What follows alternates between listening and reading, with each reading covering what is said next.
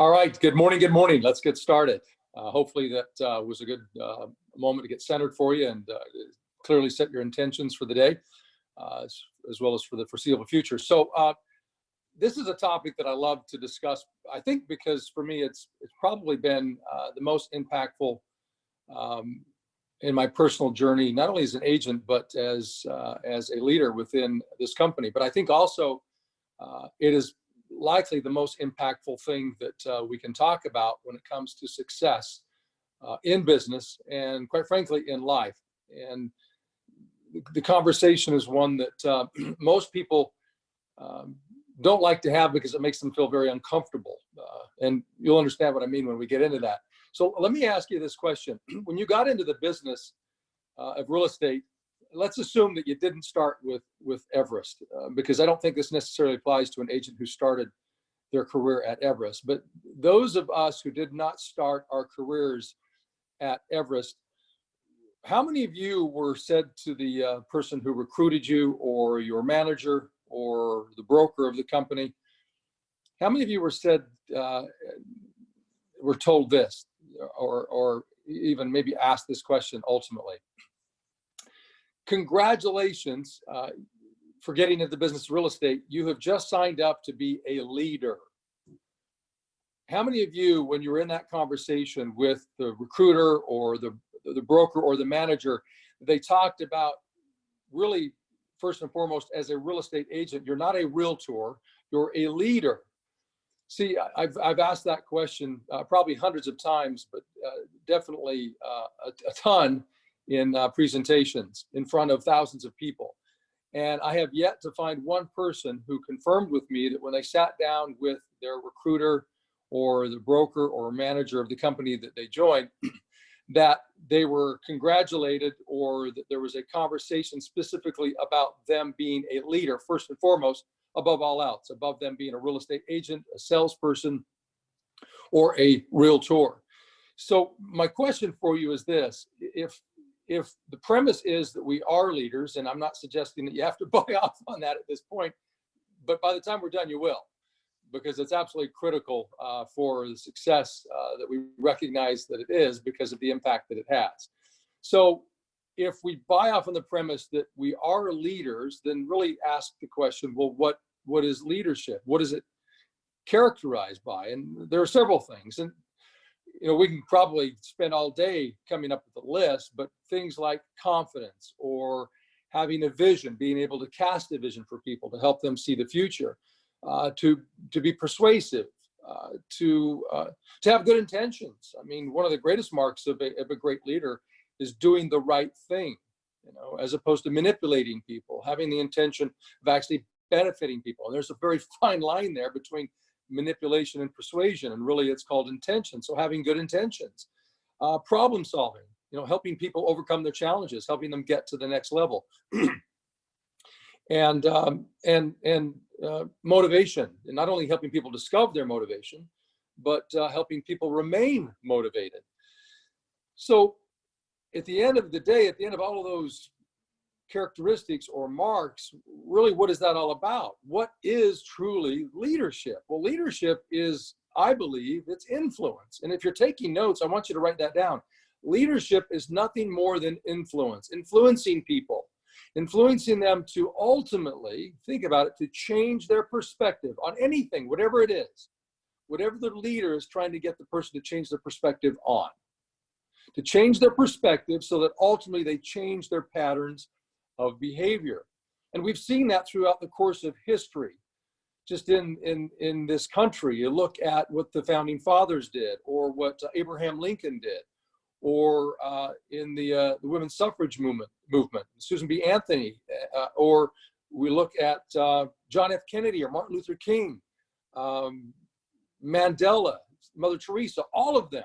What they were doing was trying to change people's perspectives, the prevailing attitude of society, of individuals, to get it to change. In other words, to see things in a broader scope, but maybe changing perspective, looking in a completely different direction. And as a result of that different perspective, looking at things differently, that people began to behave differently. See, that is true leadership. ladies and gentlemen. And it's our job in this business to do that. That's the reason that I say at the end of the day, above all else, we're not real estate agents. We're not realtors. We are leaders, because that's what we are all about. We're about influence. We're about helping people change their perspective and change their behavior. But for what reason? Again, it goes back to the difference between manipulation and persuasion is intention.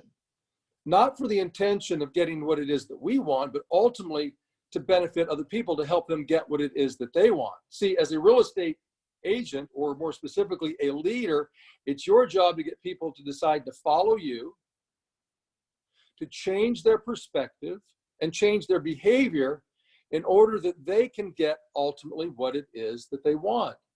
You see, the fact is that you know better what it takes in the business of real estate to help them get what it is that they want. Not just their home sold, but get them the money that they need to move on to the next chapter of their life, whatever that chapter is, because people have all sorts of motivations for selling their home. So think about all those things that make up great leadership: confidence, vision, persuasion, motivation, helping people resolve problems, and doing that all with good intentions. All of that is great, but there's one characteristic above all else that if you don't possess this, that none of those things matter. Because see, you could be a great leader and have great intentions, but if you're not great at this, people will not follow you. So I want you to think about that. There are many characteristics of a great leader.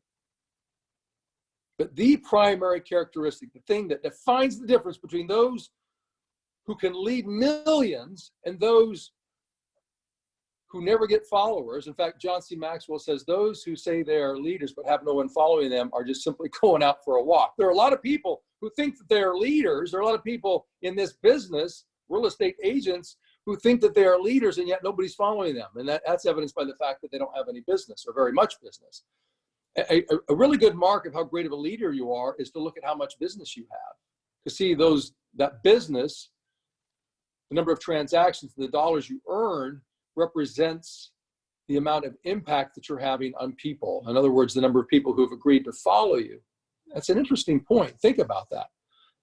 So I got to believe that we all want to be better leaders. Well, how do we become better leaders? What is that number one mark? Again, I want you to think about this. I want to go through this list. You think about Abraham Lincoln or FDR or Teddy Roosevelt or John Kennedy, Nelson Mandela, Mother Teresa. Whether you like him or hate him, Bill Clinton or Barack Obama or Donald Trump or Ronald Reagan, just any of these historically great leaders, what was their, and I don't mean in terms of what they necessarily did, because I know this is not a political discussion. I'm not getting into that. I'm talking about the impact that they had, right? And that millions of people followed them. What is the number one thing that they have in common? And before I give you that answer, I want you to, first of all, I want you to think about your job. Because what I want you to see is that there's a commonality or a thread or a pattern in terms of what your job is. And if you're exceptional at this, you'll be exceptional at your job. Your job ultimately as a real estate sales professional or a leader is to prospect. In other words, to talk to people, to generate leads, to go out and find people who are willing to follow you. It's really what you're asking buyers and sellers to do: for sale by owners, expired, your sphere of influence, non-owner occupied, renters. All of these people, you're asking that they follow you so that you can help them get what it is that they want, so that you can help them fulfill the vision of their future. So we generate leads, or we prospect, we follow up with people, we set appointments, and in the process of setting appointments, we pre-qualify people. In other words, we have a conversation. And then once we've set that appointment, we go on it and we present. We work to persuade them to choose us versus the competition. Assuming we get the listing, and if it doesn't sell within 21 days, then we have a conversation about reducing the price. And then, of course, we need to work with highly qualified buyers. If you think about those 6 things, there's one primary overriding characteristic that they all have in common. And what is it? It's called great communication.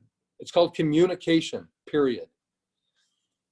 Communication is the single most important characteristic of any great leader. If you want to be a great leader, in other words, let me translate that. You want to be a great real estate agent, someone who makes a ton of money, closes a lot of transactions, in other words, has a lot of people following them, become exceptional at communication. Remember this. In fact, write this one down. The highest paid people in the world are the best communicators, period. No exception. The highest paid people in the world are the best communicators. So if you think about it, communication is nothing more than a pattern of behavior. It's a formula. And I love patterns or formulas because it takes the thinking out of it. So many of us in real estate, we overthink things. We do so much thinking that we never do. And great communication really just has a few simple steps that if we follow them, we become exceptional at persuading people, at getting them to change their perspective, to change their behavior, and helping them ultimately get what it is that they want. Again, I want to go back to, see, for a lot of people, they're afraid to follow a pattern or a formula or scripts, because if I do that, it's disingenuous. And if I'm disingenuous, it's really about me and it's not about my clients or the people that I want to follow me. And I don't want to be disingenuous. I mean, I just want to be me. Well, the challenge with being you is that for most of us, it doesn't work very well. We've got to be willing to change the way in which we communicate with people, the patterns that we engage in order to get people to follow us. And one of the best ways to do that is just to recognize that great communication is simply a pattern of behavior like anything else. An Olympic athlete, Michael Phelps, for example, he has a very specific pattern that he follows in terms of his training, his routine, but also when he gets into the pool, how he does it in competition, and his strokes, the way in which he moves his body. All of that is nothing more than a formula or a process or a pattern of behavior. And I find it so fascinating that real estate agents resist to such a high degree patterns or formulas and just simply want to get into the business and do it loosey-goosey. I just do it my way and I figure it out as I go, and I don't want to be scripted, and I don't want to follow these patterns or these processes because it's not genuine. Well, let me tell you something. People will not follow you if they aren't confident. And the problem with most real estate agents is this: they are not confident because they never do anything the same way right over and over and over again. They'll try something for a while and that doesn't work, so they try it a different way. That doesn't work, so they try it a different way. And then they go back to the original way they did it because, you know, they run out of ideas, and they just keep cycling back and forth through all of these patterns of behavior that aren't effective. And because of that, they lack confidence. And when you lack confidence, you can't give to people what you don't possess. When you lack confidence and you speak to people, people sense that. It's like sharks that sense blood in the water. They smell it. And when they smell blood, sharks attack. Well, how many of you have been in a conversation for a buyer or seller when the conversation's not going well? And they attack. They get mean, angry, they hang up. I can tell you, 9 times out of 10, it's because they sense a lack of confidence or certainty or direction in your approach, and they feel like you are wasting their time. So if we want to get people's confidence, we've got to recognize that communication is nothing more than a simple pattern of behavior. So let me go through that pattern with you. Write this down. Number 1. In fact, put on the heading that great communication is nothing more than a formula or a pattern. Great communication is nothing more than a formula or a pattern. And this is the first step to great communication. The first step to great communication is nothing more than a question. It's as simple as that. See, the challenge is for most people, they forget that. One of the reasons that the primary fear that most people have, which is public speaking or speaking to other people, quite frankly, watch people get into an elevator, and it's fascinating how they try to avoid one another. They will literally turn and face the wall in the elevator as opposed to looking another human being in the eyes. And yet we know that acknowledging another person and having a conversation with them is critical to building rapport. See, asking a question of another human being allows us to shift the burden of doing all of the talking ourselves, and it shifts it to the other person. So the formula for great communication starts by simply asking a question. And this is something that works not only in business, but in our private lives. Meeting strangers on the street, in an elevator, just simply asking a question of somebody and shifting the burden where you don't have to do all of the talking. You simply pass the baton to them and give them an opportunity to talk. So start by asking a question. So let's just start a scenario here. Let's assume that, let's apply it in terms of a business scenario. Let's assume that you're calling or want to call expired listings. So we need to call up the seller and simply ask a question. The question that I'm going to ask to the seller is this. I'm going to call, ring, ring. The seller picks up. Hello. I'm going to say, good morning. Is this Mr. Jones? Mr. Jones says, yes, it is. I'm going to say, Mr. Jones, this is John Ciet with Century 21 Everest. I'm a real estate broker in your area. Real estate inventories are so low. My job is to scour the market to try to find sellers who are interested in selling their home. And I noticed that you were trying to sell your home, but unfortunately it didn't happen and your home came up as an expired listing. And I want to find out if you're still interested in selling your home. Are you interested in selling your home? Now, when I ask that question, he's going to give me an answer. He's either going to say yes or no, or he may hang up on me. And any of the three is fine. But if he says yes, then I'm simply going to say, great, that's the very reason we need to get together. And then I'm going to close for the specific appointment. But if he says no, which typically he's going to say no, then I have to decide what I'm going to do next. Okay? The first thing that I'm going to do when I ask that question, are you planning on continuing to sell your home? Are you going to relist with a real estate agent? Are you going to put your home back on the market? However you want to ask that question. When he answers, I want to do the second thing within the pattern that is exceptionally critical. I ask the question, but it is irrelevant to ask the question if you do not listen. I have to listen to what the man said. The number one human need that we have is to be validated. It's to be heard. And the challenge is for most people, it's difficult to do that, to listen, especially real estate agents. We are so trained to believe and to know that we have all of the answers. And so that what we want to do is we want to throw up on people. We want to verbally vomit on people and give them all the information, give them all the reasons as to why they should listen to us and they should choose us. The problem with that is it ignores a very fundamental characteristic in every human being. Every human being wants to be validated. They want to be listened to. They want to be heard. They want to be valued. The number one way that we can value another human being, stranger or intimate, is to ask them a question and then to stop and listen. To listen to what they have to say. I want you to think about this. As much communication is going on in the world, do you think that most people feel like they are being heard? See, my argument would be that no, they're not. It's one of the reasons you see so much on social media and so many people acting out and speaking out is because people do not feel heard. You want to be a better communicator? You want to be more persuasive? You want to have more people following you? You want more people to be confident in you?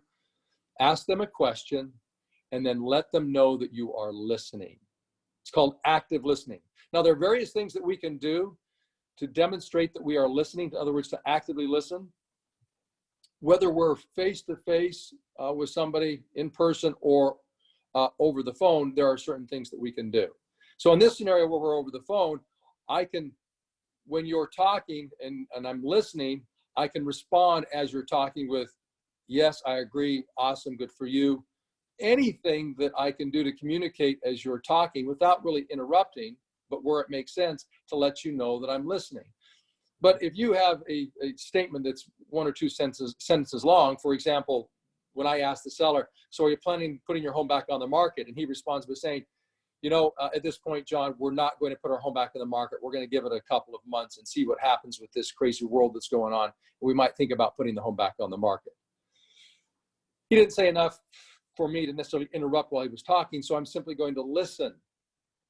What I'm going to do to let him know that I did listen is I'm going to take some notes mentally and also physically to remember what it was that he said. And I'm going to take some of those key words that he used, I'm going to repeat them back to him so that he knows that I listened.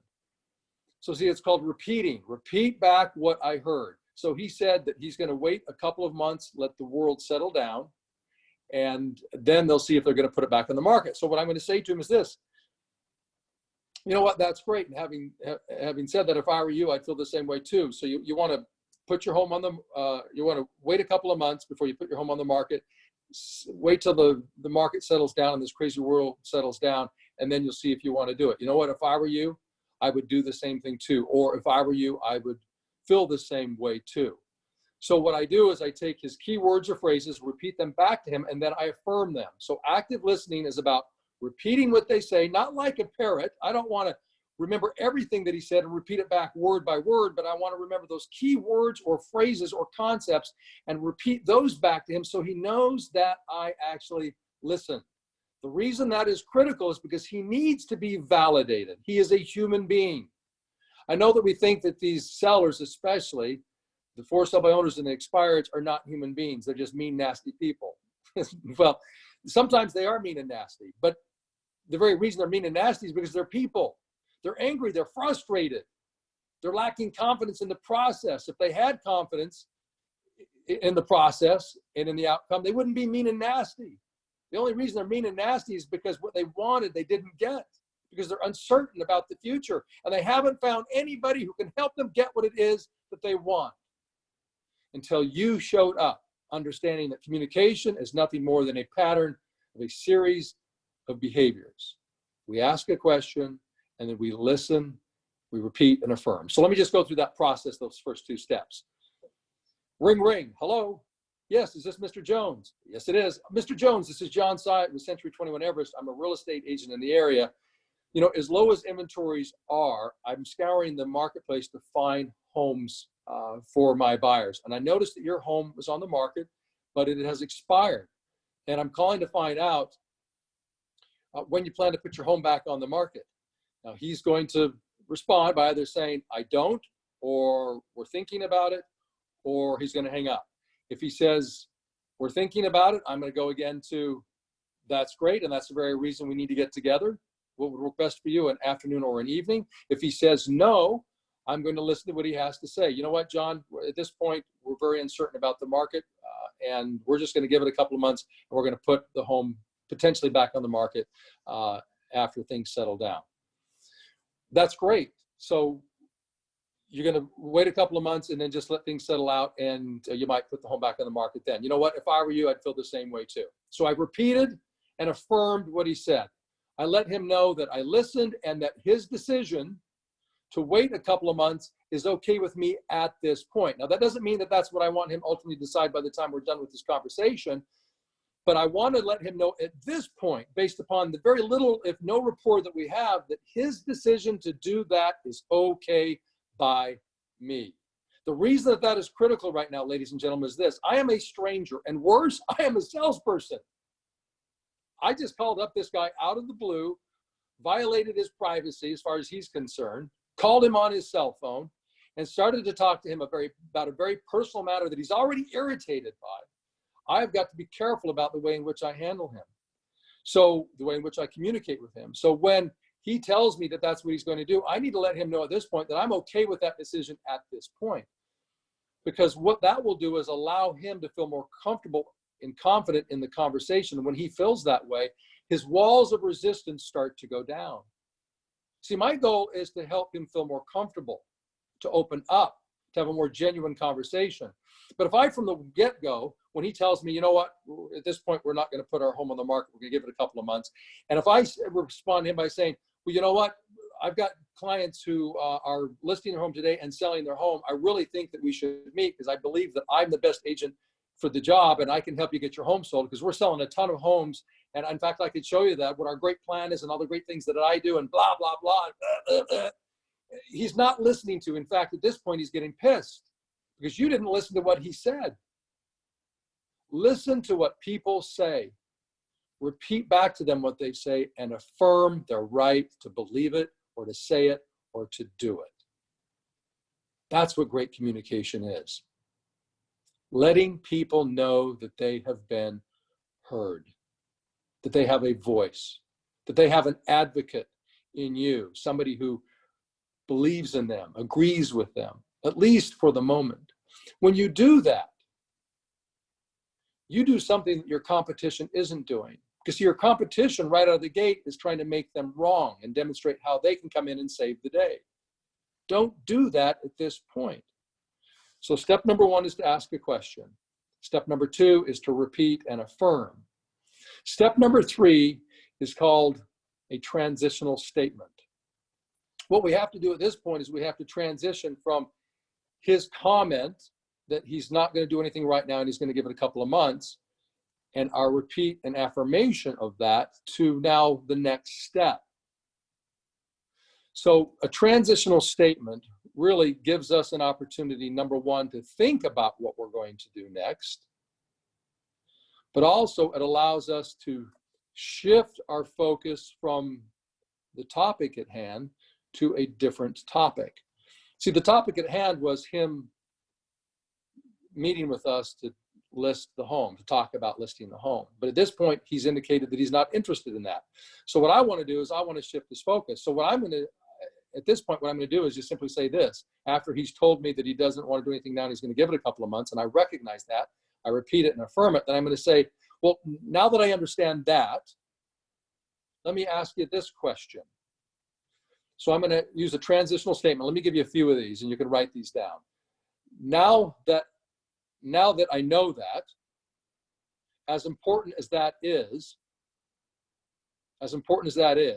having said that, so, you want to give it a couple of months and wait and see what happens. And then at that point, you might put it back on the market. Well, having said that, or as important as that is, or with that being said, or now that I know that, that's what I'm going to say to him. I repeat and affirm what he says, and then I'm going to use one of those transitional statements.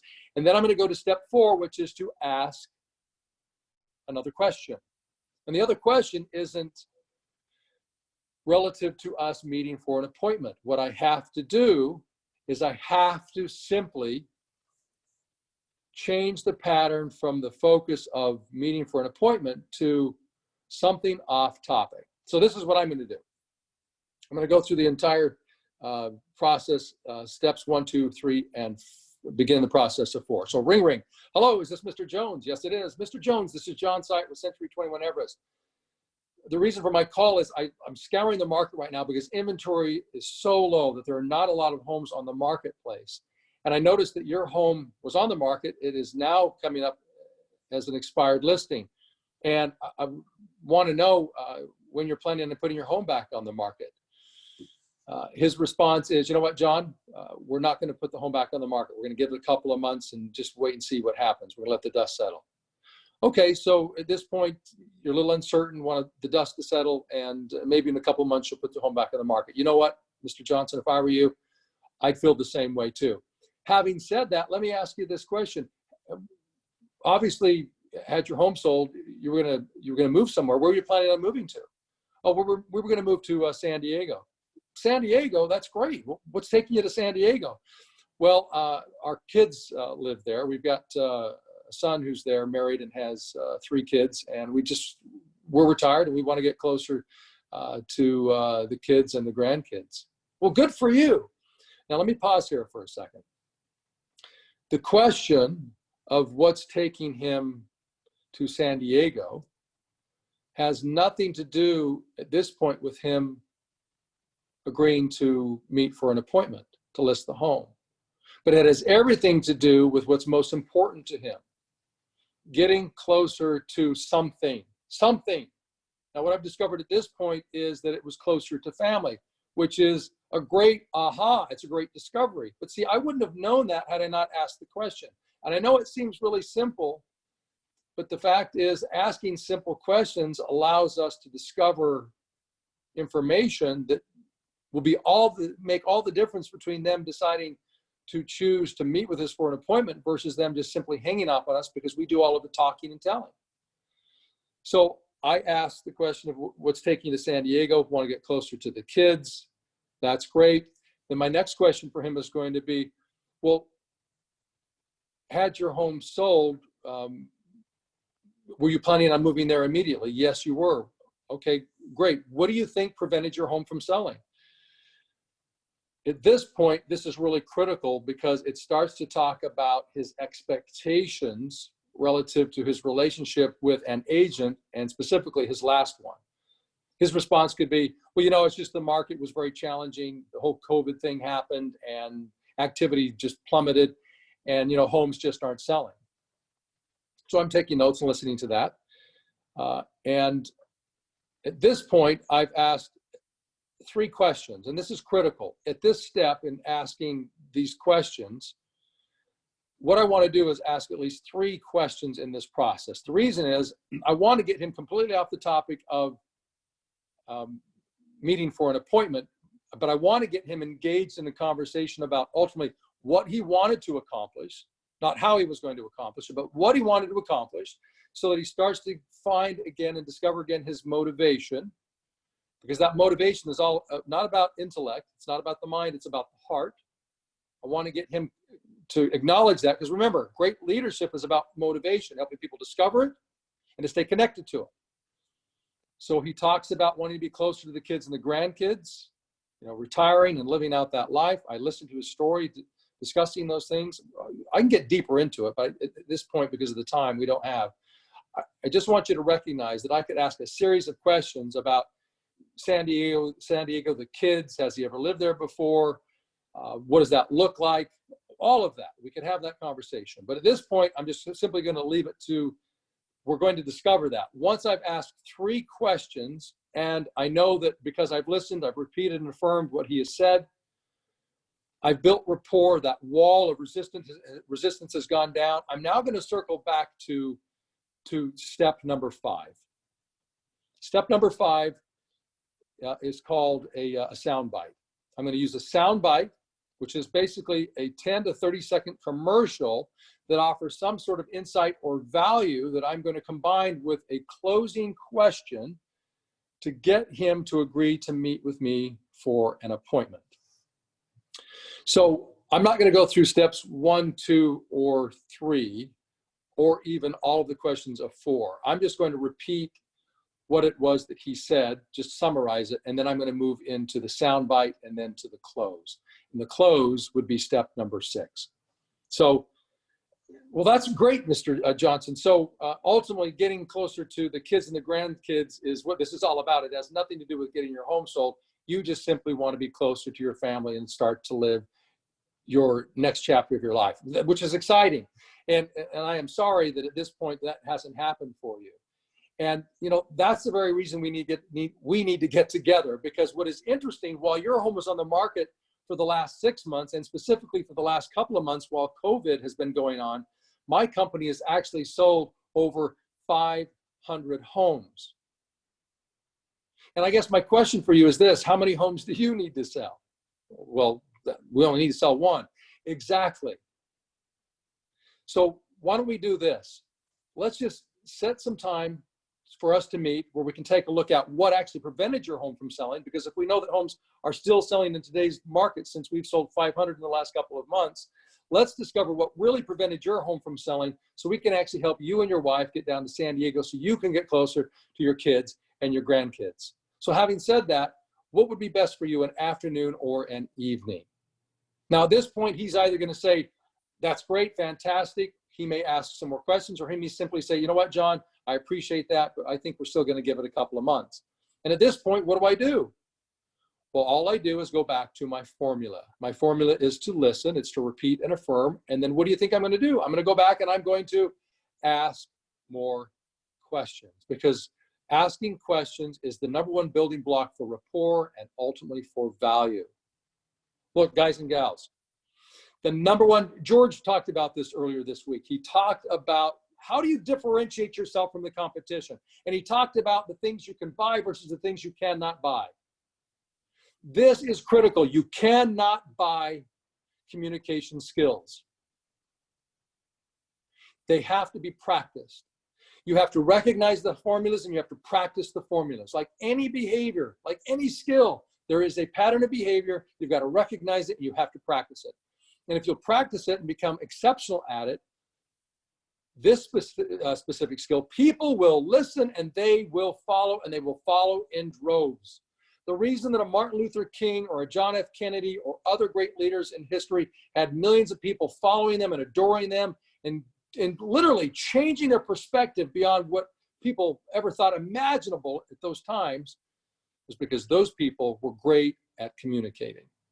They followed the patterns of great communication. Remember, ask a question, repeat and affirm their answer. Use a transitional statement to then go to topics that are not relative to the main question of meeting, but of simply what are they trying to accomplish and what got in the way. And then ultimately circling back around to closing for the appointment once there's been some rapport and value built. Your value is your ability to persuade people, to communicate with people in a way that instills confidence in them, that reinstills a belief that what it is that they wanted to accomplish, that they can accomplish by working with you. Your competition cannot buy that. It's not a business card, it's not a sign, it's not a company name, it's not a car, it's not your clothes. It is the way in which you communicate with other human beings. Remember that. You want to separate yourself from the competition. Remember that your number one skill is communication. Your number one value is communication. And it is nothing more than a pattern of behavior, a series of steps that you take over and over and over again. It is simply a loop that if you will follow it, I ask a question, I repeat and affirm, I use a transitional statement, and I ask more questions, and then I close for the appointment. And I'll at times throw in sound bites, just simply to build some value and to give perspective. Hopefully this has been helpful. I would really suggest that you go back and you watch this, take notes, and practice this. This will not work for you if you don't practice it over and over and over and over again. It's like any skill, you have to practice it. And if you will practice it, you won't have to think about it and you'll just start doing it. The reason that Olympic athletes are exceptional at what it is that they do is because when it's time to go, when the bell or the buzzer goes off, they don't think, they do. And the challenge is for most real estate agents, they do way too much thinking because there's not enough prep time where they can simply just go do and do it at an exceptional level. So thanks for being here today. Thanks for your time. I hope that this has been impactful for you. Let's finish this up strongly with some closing affirmations and go out and make it a great day and have a great weekend. So here we go.